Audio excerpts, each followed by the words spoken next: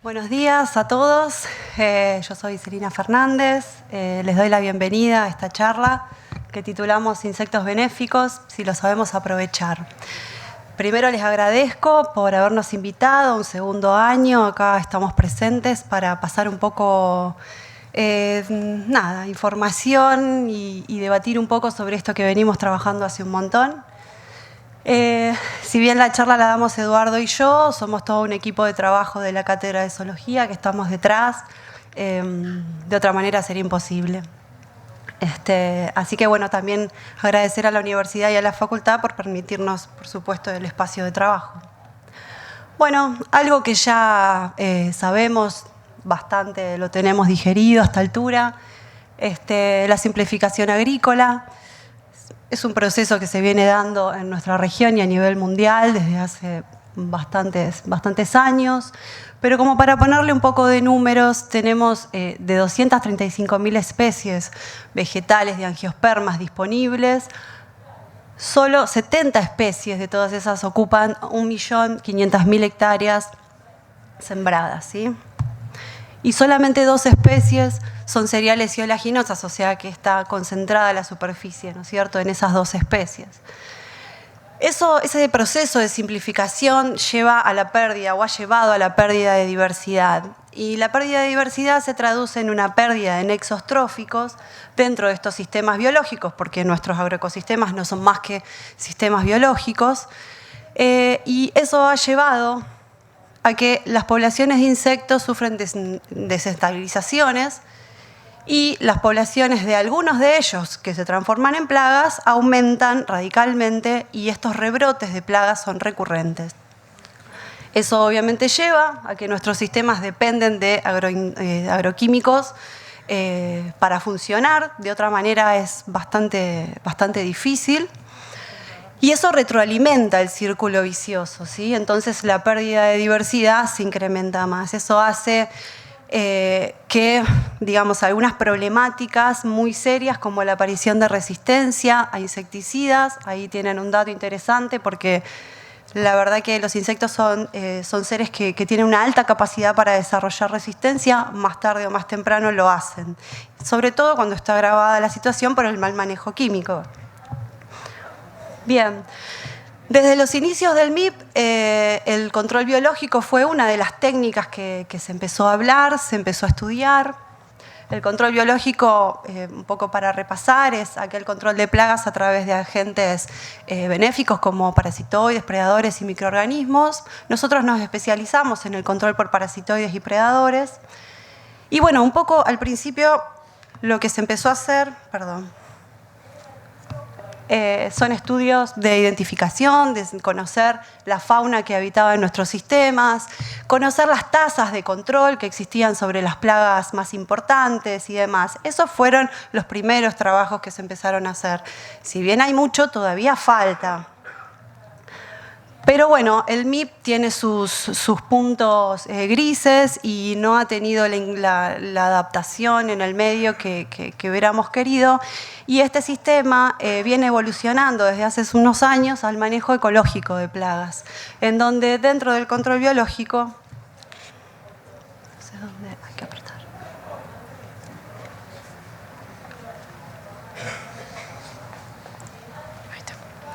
Dentro del control biológico se puntualiza sobre el control por conservación.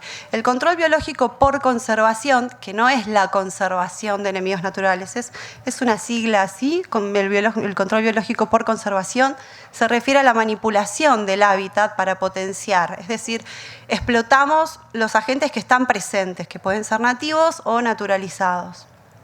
Entonces, los estudios que se empiezan a desencadenar están más puntualizados sobre el estudio de la bioecología y cómo se desempeñan en el medio estos organismos.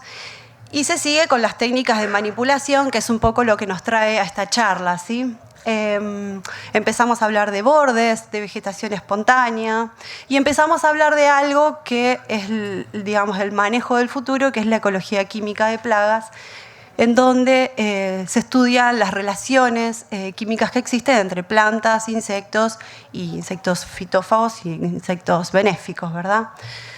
Pero bueno, esto que parece como muy moderno, tenemos que pensar que todavía en el medio productivo nos quedamos acá.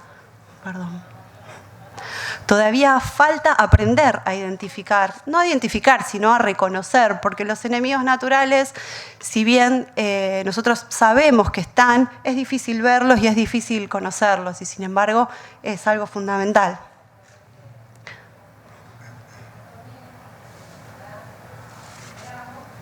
Ahí está. Así que bueno, los dejo con Eduardo, que les comenta algunas cositas de cómo comenzamos, ¿no es cierto? Bueno, buenas tardes a todos. 2 segunditos para agradecer, que nunca está de más, a Martín, a Eugenia, a Gabriel, por volver a confiar en nosotros y en esta temática tan importante que para nosotros, digamos, es muy bueno estar acá y espero que para ustedes también lo sea. Bueno, nosotros queremos primero apuntar al reconocimiento, que creemos que es una de las falencias grandes que existe en el manejo de los insectos benéficos. Bien. Bueno, taxonómicamente lo importante, por lo menos lo que debemos saber, sería conocer el orden y la familia de los insectos que estamos hablando. Eso es fundamental. Morfológicamente, conocer algo del tamaño, bien, la coloración, la forma que tienen. Perdón.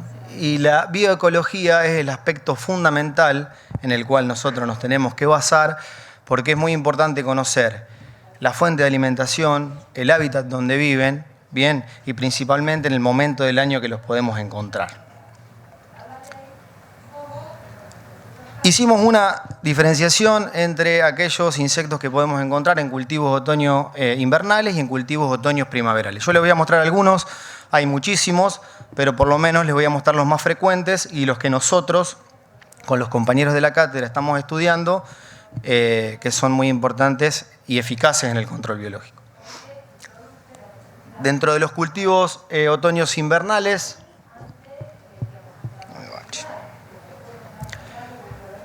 fíjate que se me...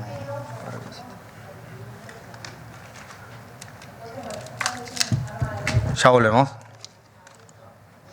No, ni con la... Fíjate que así como queda.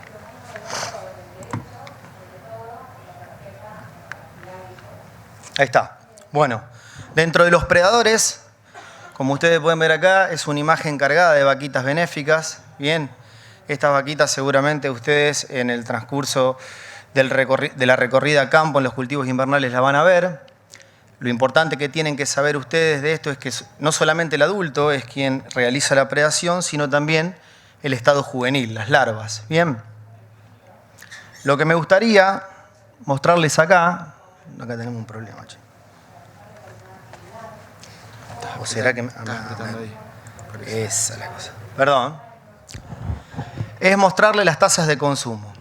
Eriopis connexa es una vaquita común que ustedes las ven en varios cultivos, vaquita variada. Y observen ustedes el rango de temperatura en el cual se pueden alimentar, entre los 9 y 27 grados centígrados. Bien, está claro que a 27 grados centígrados le cae mucho mejor, bien, pero observen que pueden consumir entre 100 y casi 700 pulgones por día. Es un número súper importante. El pulgón verde de los cereales, que es un pulgón común en los cultivos otoño-invernales. Armonia es otra vaquita también que tiene alta tasa de consumo. El adulto puede consumir hasta 65 pulgones por día y la larva, con esta formita tisanuriforme, que es en la mayoría de los cultivos que ustedes la van a ver, puede consumir hasta 23 pulgones por día. Pero ojo, porque aparecen los fitófagos y por ahí no los confundimos. Bien, Diabrotica especiosa, la popular vaquita de San Antonio, que la mayoría la conocemos, tiene morfologías similares a algunos de los coccinélidos, de los benéficos, pero son fitófagos. Bien, no los tenemos que considerar y no las podemos dejar de pasar desapercibidas porque traen problemas en algunos cultivos, principalmente el estado juvenil. Otro orden y otra familia súper importante de predadores dentro de este momento del año son los sírfidos. Pero observen una cosa, aquí solamente el estado juvenil es el predador. El adulto se alimenta de polen, néctar, jugos azucarados, por eso le pusimos la fotito para que ustedes vean dónde están. Después Celina va a hacer más hincapié en cuáles son esas especies, esa fuente de alimento que nos permite retenerlos en nuestros sistemas. Bien, por eso también es importante no solamente reconocer los enemigos naturales que tenemos, sino también las especies o las fuentes de alimentos con las que contamos. Aquí hay un trabajito donde en el rango de temperatura que es bastante amplio, entre 6 y 25, 28 grados centígrados, pueden consumir estas larvas, que son ápodas porque es un díptero, no tiene buena capacidad de búsqueda como tienen los coccinélidos, pero pueden consumir hasta casi 400 pulgones por día. Es un dato súper interesante. Claro, estos son todos trabajos hechos en laboratorio, con condiciones óptimas y demás cuestiones, pero es un número que hay que tener en cuenta. Es lo óptimo. Crisoperla, las crisopas. Esto también lo vemos muy seguido. Aquí también el estado juvenil es el que se encarga de predar. En esta etapa del año va a predar pulgones. También la vamos a ver en primavera estival, consumiendo algunos huevitos, larvas de lepidóptero, algunos trips también. Es un predador más generalista. Y observen el adulto donde está posado. Bien, alimentándose de una flor, jugos azucarados, néctar, polen. Vuelvo a recalcar que tenemos que reconocer cuáles son esas especies. Acá hay otro trabajito que también, del 2016, más fresquito, que nos indica que las larvas de crisopa, mayor densidad poblacional de pulgones tienen, más consumen. O sea que ese también es un dato a tener en cuenta.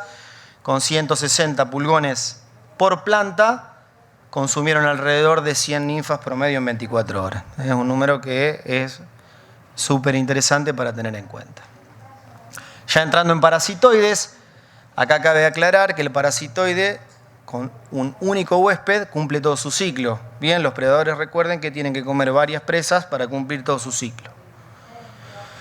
El género Aphidius, bien, es uno de los géneros más importantes que tenemos en este momento del año y tiene una altísima tasa de parasitismo sobre pulgones.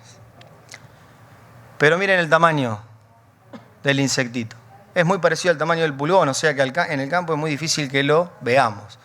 Entonces, ¿cómo sabemos que está accionando en nuestros sistemas? Bueno, hay que reconocer cuando el pulgón está parasitado. Cuando está parasitado, ¿de qué forma lo encontramos?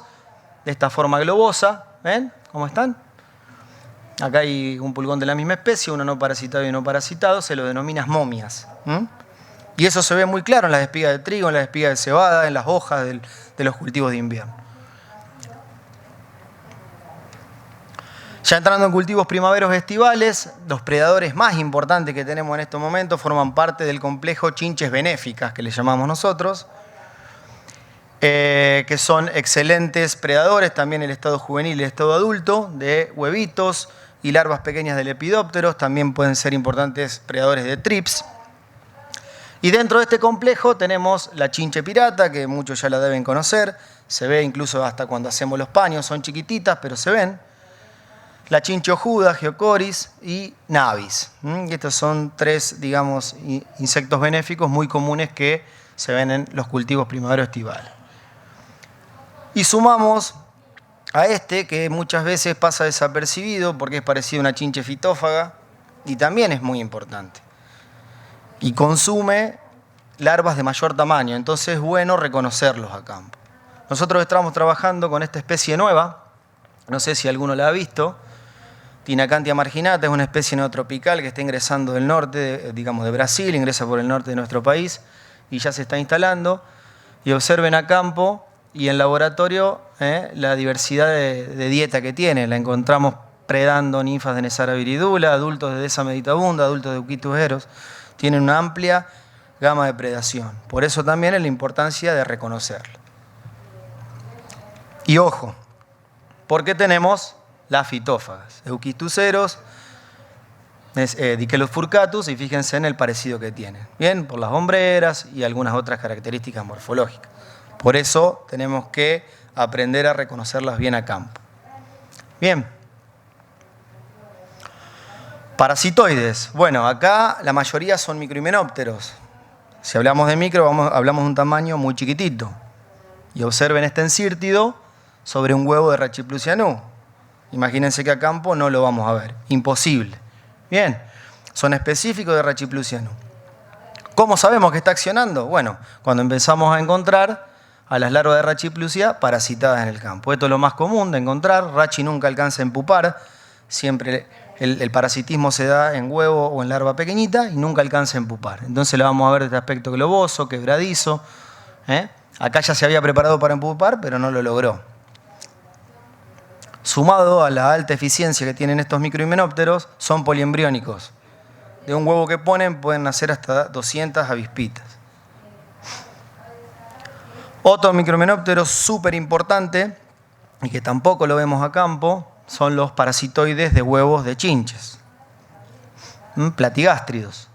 Trisolcus, Telenomus, Praun, son algunos de los géneros que están dando vuelta. Acá lo importante no es solo conocer cuándo un huevo está parasitado y cuándo no, sino de qué especie se trata. Por eso es importante primero reconocer los desoves de las chinches fitófagas y después saber si están o no parasitados. Nosotros estamos trabajando con estos insectos en desoves de Dichelus furcatus. Bien, y la diferencia es muy fácil para saber. Huevos en estado normal, huevos parasitados. La mayoría se ponen color negros. Bien, pero claro, con Piezodorus, que tiene huevo de color negro, no sabemos si están o no parasitados. Entonces hay que llevarlos a la casa o al laboratorio y esperar que eclosionen las ninfas o nazcan las avispitas. Bien, eso es un dato que también hay que tener en cuenta. Bueno, este es un trabajo que presentamos en la 6ª Reunión Bionacional de Ecología y en la RAE de Misiones 2016, que hicimos con los chicos de la cátedra también, donde evaluamos la tasa de control de estos microhimenópteros sobre desoves de Dichelus furcatus en distintos momentos del año, en hospederas espontáneas y en soja. Y miren, en 2016 nosotros colocamos los huevos centinela, los producimos en el laboratorio y los llevamos a las hospederas. Y observen, en diciembre de 2016, cuando la soja está en estado vegetativo todavía, por lo menos en esta zona, donde no corre peligro por el ataque de chinches aún, la tasa de control del 53%. Es decir que a partir de diciembre ya tenemos buena tasa de control de estos enemigos naturales. Cuando fuimos a hacerlo sobre soja, un control del 75%. Evidentemente mayor porque hay mayor cantidad de posturas y demás cuestiones. Entonces, antes de eliminar una hospedera espontánea del lote, hay que analizar varios aspectos. ¿Bien? Este ya es un poco más grande, los vemos. Díptero, moscas taquínidas. El más conocido es Tricopoda. Bien, pero están apareciendo muchos géneros más, Cylindromia, Fascia, Gymnoclitia, que también estamos trabajando con estas especies. Observen la cantidad de huevos que le ponen a los adultos de los hemípteros fitófagos, principalmente a las chinches del complejo. No son muy eficientes en ese sentido porque de todas esas posturas solamente llega uno al destino, ¿bien? Pero tienen alta capacidad de búsqueda y alta capacidad de parasitismo. Principalmente en Nesara viridula, que es la especie más lenta, más grande, ¿bien? Pero también lo encontramos en Dichelus furcatus, en machos, en hembras, le ponen huevos hasta en la cabeza, miren. En la parte del pronoto, que ahí por ahí pasan desapercibidos, hay que seguirlos de cerquita. Cylindromia, esta es una especie que viene de Brasil también, neotropical, Cylindromia brasiliana. También la encontramos parasitando Nesara viridula y la encontramos parasitando Dichelus furcatus. Y otra vez vuelvo. Miren el adulto de lo que se está alimentando. Jugos azucarados, néctar y polen. Bien, después Celina va a hacer más hincapié en cuáles son esas hospederas. La larva es quien realiza el parasitismo adentro del cuerpo de las chinches. Fascia, parece una mosca común. Bien, sin embargo, es un parasitoide nuevo que estamos identificando con colegas de Brasil. La particularidad que tiene esta mosca es que no le pone el huevo afuera a la chinche, sino que se lo inserta dentro del cuerpo. Nunca lo vamos a ver. Bien, entonces, bueno, es un dato que hay que tener en cuenta. Muy efectiva, ahora le voy a mostrar un cuadrito. Y Gymnoclitia, que es una mosquita muy chiquitita que también la encontramos parasitando Dichelus furcatus. Este es un trabajo que, bueno, vamos a presentar también con los chicos de la cátedra. Celina va a viajar la semana que viene al simposio de control biológico en Brasil, que vamos a presentar. Y estamos trabajando en el porcentaje de parasitismo de esas moscas en diferentes momentos del año. Cuando las chinches entran en refugio, ustedes saben que entran en refugio durante todo el invierno, en estado adulto, a principio de actividad y en fin de actividad. Principio de actividad sería en mediados de septiembre, fines de septiembre, y fin de actividad ya cuando el cultivo de soja se empieza a cosechar, que en el último que están. En Dichelio furcatus no encontramos diferencias. Observen en esa meditabunda, fascia tiene mayor porcentaje de parasitismo cuando la chincha está por entrar a refugiarse. Y en Nesara, en inicio de actividad, es el mayor porcentaje de parasitismo que estamos encontrando. Piezodurus la estamos estudiando, es muy chiquitita, es muy rápida, se le escapa. Prácticamente no tenemos parasitismo en nuestra zona, pero también la estamos estudiando. Y por último les presento también un microhimenóptero poliembriónico que encontramos hace 2 años, ahí recorriendo los lotes de nuestra facu. Y estos sí parasitan a la chinche cuando está en refugio. Bien, la chinche se guarda en invierno y ellos van y la parasitan. Y con colegas de Tucumán lo identificamos como Hexacladia dichelopsis porque son específicos de Dichelio furcatus. Bueno, gracias. La dejo con Celina para que culmine la presentación. Después cualquier cosa nos vemos en las preguntas.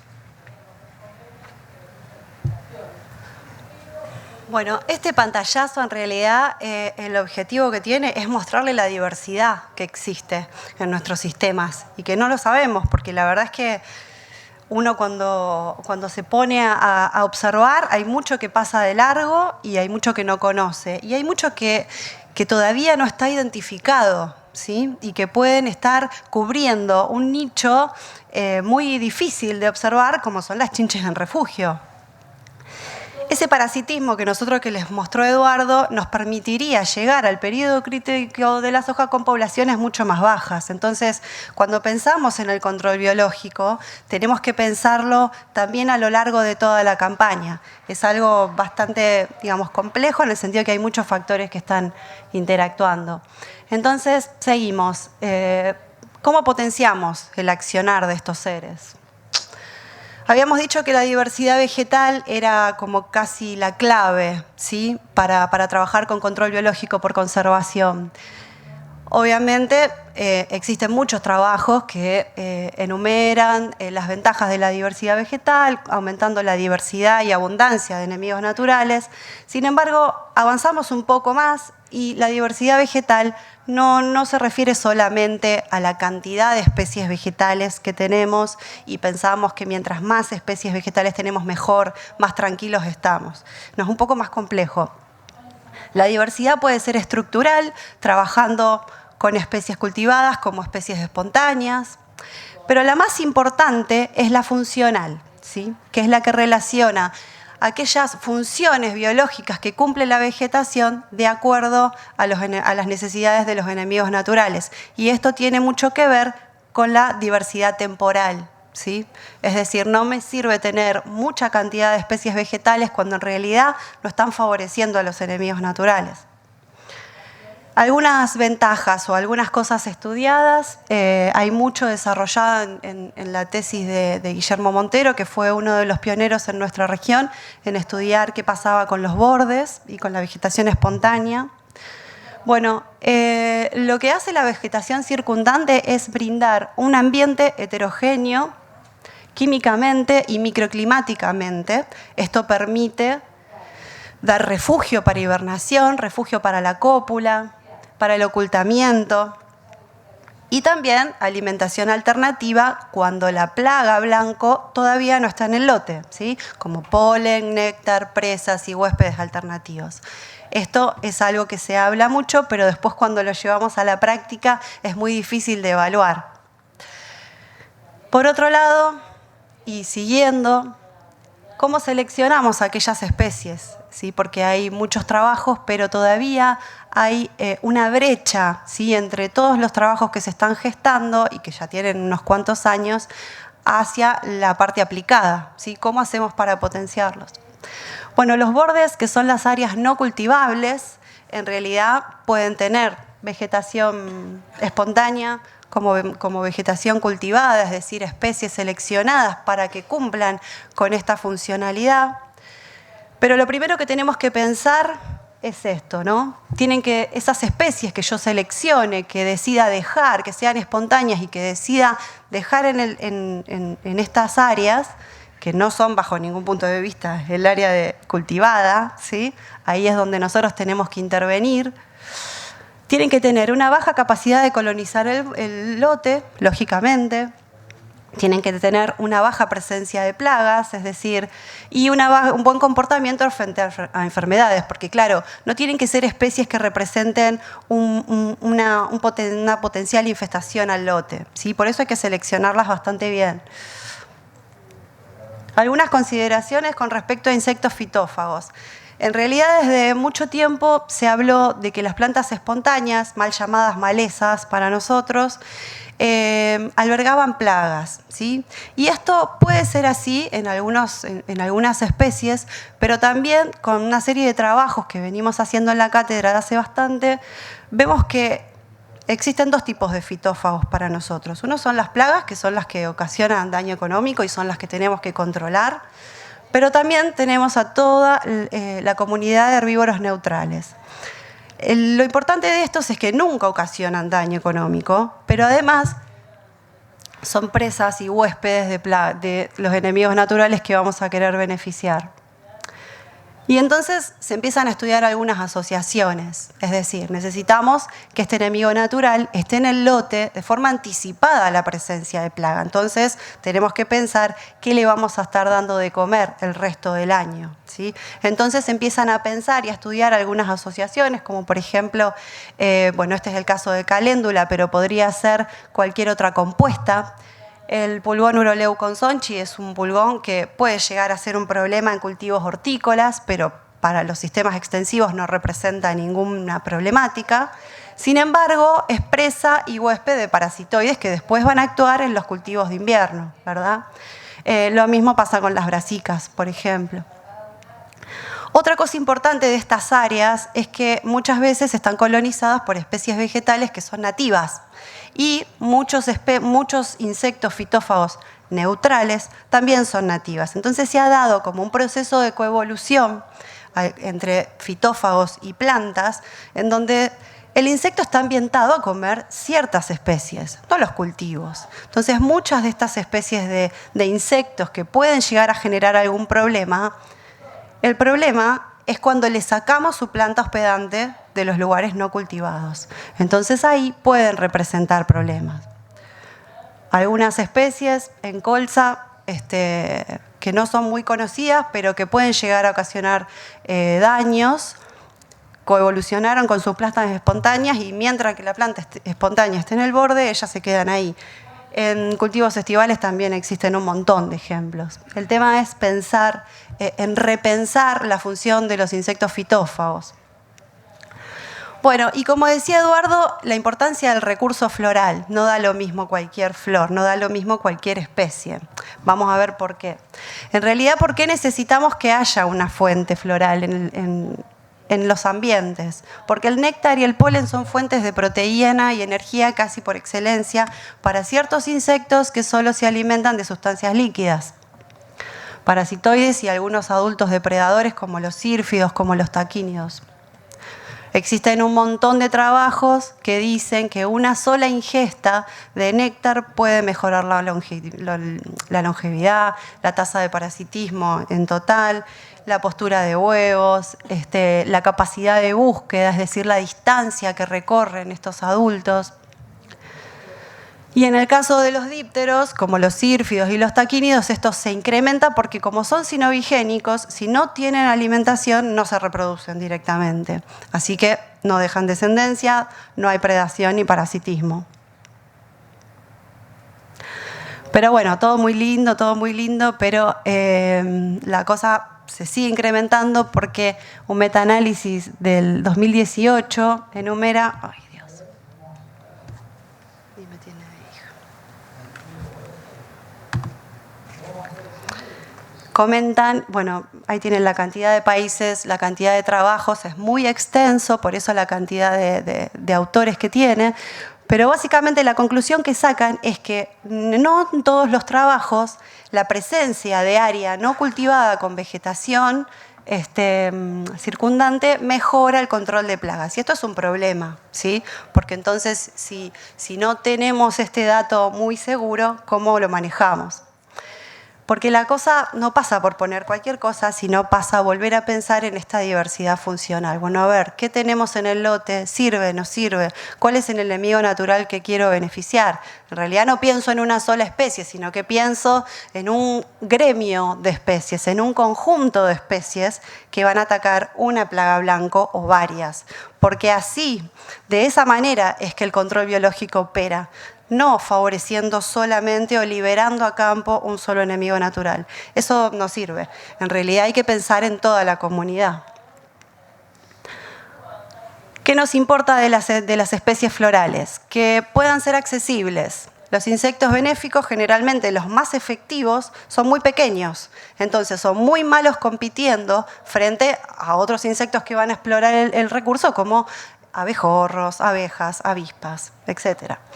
Entonces, importa la presencia de nectarios extraflorales, el tamaño de la corola, la ubicación, ¿sí?, de estos nectarios. Algunos trabajos muestran esa predominancia. Generalmente, aquellas especies que tienen flores muy pequeñas, mucha cantidad de especies, se llenan de sírfidos y parasitoides, mientras que las que tienen flores más grandes pueden ser explotadas por abejas. Con lo cual, en ese caso, se disminuiría la competencia, ¿sí? Por otro lado, también se estudia la cantidad y la calidad de ese néctar. No da lo mismo porque, bueno, cada especie vegetal tiene su composición.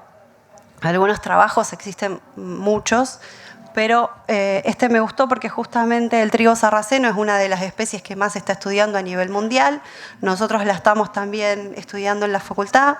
Es una especie de crecimiento, de floración estival y bueno, acá vuelven a reivindicarla. Fíjense cómo varía la longevidad de los adultos de los parasitoides con una especie y la otra, ¿sí?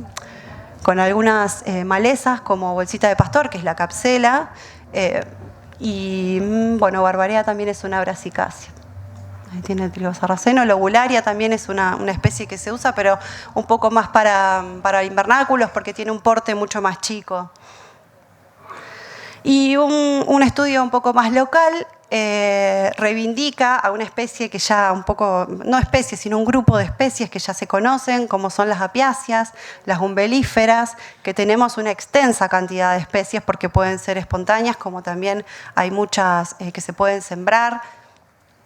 También están reivindicadas en la abundancia de enemigos naturales que albergan. Tienen flores pequeñas y tienen mucha cantidad de nectarios extraflorales. Y sumado a eso, son muy malas competidoras con el resto de los cultivos estivales. Bien, a veces la comida ideal en el envase ideal no está disponible. ¿Por qué? Porque también tenemos que pensar en el diseño espacial.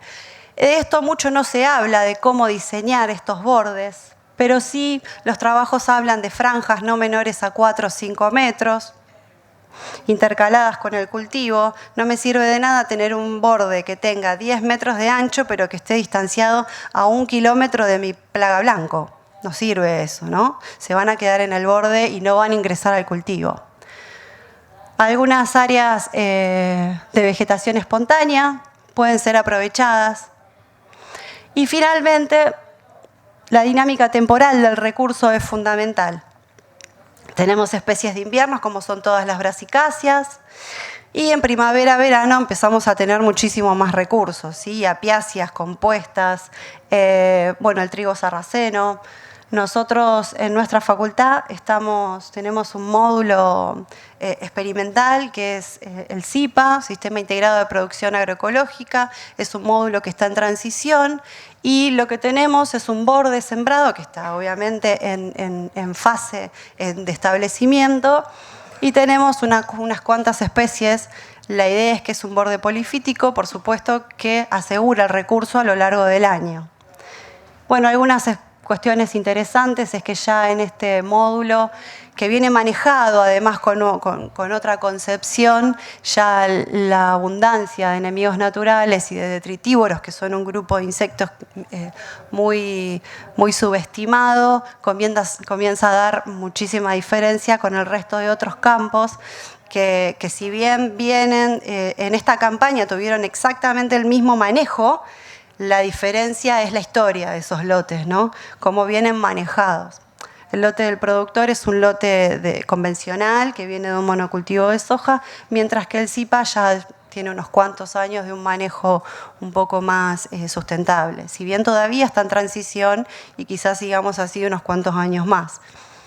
Bueno, finalmente, como conclusiones, nos parece que lo más importante es salir a observar qué es lo que hay, porque no existe una receta frente al diseño de estos sistemas.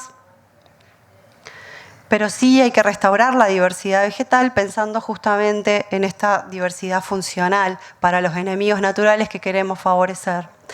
Y a partir de ahí hay que diseñar e intervenir, ¿sí? No hay que dejar lo que está, sino hay que tomar decisiones conscientes sobre lo que hay.